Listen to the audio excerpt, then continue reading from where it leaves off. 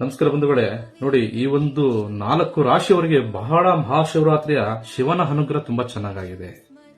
ಬಹಳ ದೊಡ್ಡ ತಿರುವು ಇವರ ಜೀವನದಲ್ಲಿ ಸಿಗುವಂತದ್ದು. ಆ ರಾಶಿ ಯಾವ್ಯಾವ ರಾಶಿ ಅಂತ ಹೇಳಿದ್ರೆ 4 ರಾಶಿ.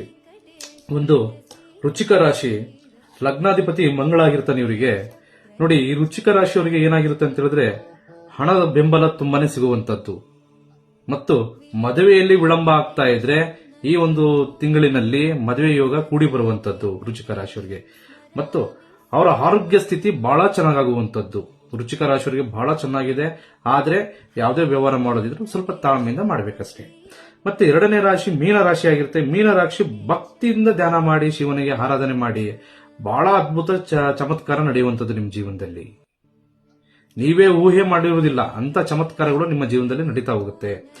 ಮತ್ತು ಮೇಷರಾಶಿ, ಹೊಸ ಕೆಲಸಕ್ಕೆ ಏನು ಕೈ ಹಾಕ್ತಿರೋ ಅದು ಲಾಭಾಂಶ ಇದೆ.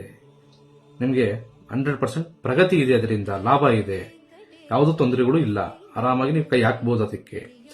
ಮತ್ತು ಕುಂಭರಾಶಿ, ಶನಿ ಸಂಬಂಧದಂತೆ ನೋಡಿ, ಕುಂಭರಾಶಿಯವರು ಶನಿ ಸಂಬಂಧ ಏನ್ ದೋಷ ಇರುತ್ತೋ ಆ ದೋಷಗಳು ಶಾಂತತನದಲ್ಲಿ ಆಗುವಂತದ್ದು ಮತ್ತು ಕೆಲಸದಲ್ಲಿ ಏನು ವಿಳಂಬ ಇರುತ್ತೋ ಅದು ಪ್ರಗತಿ ಕಾಣುವಂತದ್ದು ಬಹಳಷ್ಟು ಚೆನ್ನಾಗಿದೆ. ಬಹಳಷ್ಟು ಬೆಳವಣಿಗೆ ಆಗುವಂತದ್ದು. ಈ ಮಹಾಶಿವರಾತ್ರಿಯ 4 ರಾಶಿ ಅತಿ ದೊಡ್ಡ ತಿರುವುಗಳು ತಿರುಗುವಂತದ್ದಿದೆ. ಯಾವುದೂ ಯೋಚನೆ ಮಾಡುವಂತದ್ದಿಲ್ಲ. ನೀವು ಯಾವುದೇ ಕೆಲಸಕ್ಕೆ ಕೈ ಹಾಕ್ಬೇಕಂದ್ರೆ ಧೈರ್ಯವಾಗಿ ಮುಂದೆ ನುಗ್ಗಬಹುದು. ನೋಡಿ, ಮತ್ತೆ ವಿಶೇಷವಾಗಿ ಮಹಾಶಿವರಾತ್ರಿ ದಿನ ಸರ್ಪದೋಷ ಮತ್ತು ಕಾಳ ಸರ್ಪದೋಷ ಆಗಿರ್ಬೋದು. ಈ ಶಿವನ ಆರಾಧನೆ ಮಾಡೋದ್ರಿಂದ, ಶಿವನಿಗೆ ಅಭಿಷೇಕ ಮಾಡೋದ್ರಿಂದ ಮತ್ತು ಬಿಲ್ವಪತ್ರೆಯಿಂದ ನೀರಿನ ಅಭಿಷೇಕ ಮಾಡೋದ್ರಿಂದ ಇವರಿಗೆ ಆ ಒಂದು ದೋಷಗಳು ಪರಿಹಾರ ಆಗುವಂತದ್ದು. ನೋಡಿ, ಯಾವುದೇ ರೀತಿಯಲ್ಲಿ ಸಮಸ್ಯೆ ಇದ್ರೂ ಕೂಡ ಪರಿಹಾರ ಆಗುವಂತದ್ದು. ವಿಶೇಷವಾಗಿ ಶಿವರಾತ್ರಿ ದಿವಸ ಜಾಗರಣೆ ಮಾಡಿ ಮತ್ತು ಶಿವನ ಆರಾಧನೆ ಮಾಡಿ, ಶಿವನ ಜಪ ಪಠನೆ ಮಾಡಿ, ಓಂ ನಮೋ ಶಿವಾಯ ಅಂತ ಹೇಳ್ಬಿಟ್ಟು ಒಂದು 108 ಸತಿ ಪಠನೆ ಮಾಡಿ.